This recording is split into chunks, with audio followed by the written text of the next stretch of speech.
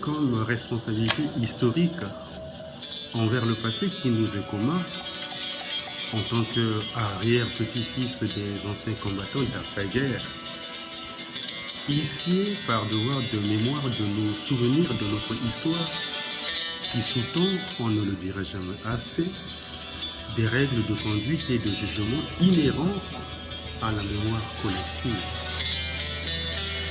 Les non-dits de cet épisode truffé de lieux communs, de stéréotypes, nous interpellent à chaque fois que nous revisitons ces arcanes peu connues du public.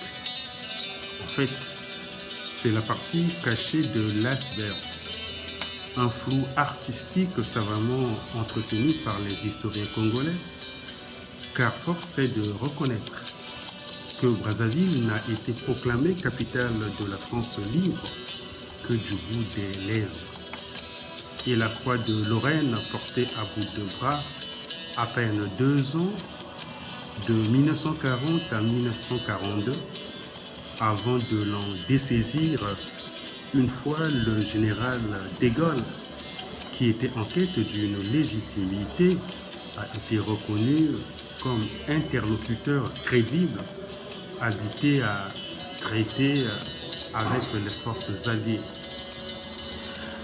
Le contexte historique le justifie et les éléments d'appréciation l'attestent du fait du transfert par la suite de Brazzaville à Alger, de la capitale de la France libre, muée en France combattante, ce jusqu'à la fin de la guerre.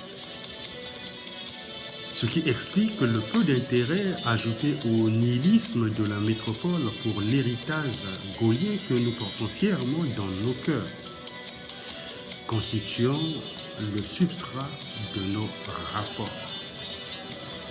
Le manifeste de Brazzaville, l'appel du 18 juin 1940, suivi de la conférence de Brazzaville. L'ambivalence, si l'on peut dire, et l'ambiguïté des arguments développés selon des critères subjectifs dérangent, tant par leur perception que par leur pertinence. Au bord du fleuve Congo, Brazzaville était la capitale de la France libre, et sur les bords du Chélif, dans l'Atlas saharien, c'était plutôt Alger. Un arrangement hybride pour contenter ou plutôt édulcorer la conscience collective à chaque fois que l'on se retrouvait en face de l'une ou de l'autre partie. La récente tournée africaine du premier des Français en est une parfaite illustration. Que retiennent réellement les peuples de l'Hexagone et leurs dirigeants de ces moments, de ces moments cruciaux de lutte de libération contre l'Allemagne nazie, sinon le rôle prépondérant joué par l'Algérie française, où elle servit de base arrière aux Alliés et à l'Empire colonial français. Faisant d'elle, comme illustré dans les manuels scolaires et prospectus universitaires, si l'on peut dire, la plaque tournante de la défense de l'Europe occidentale.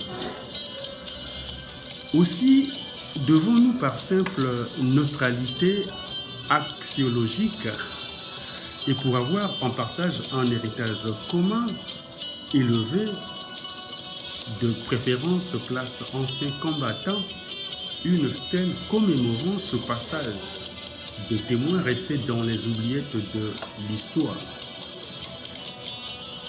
En un jumelage si possible des villes de Brazzaville et d'Alger comme trait d'union des deux capitales de la France libre.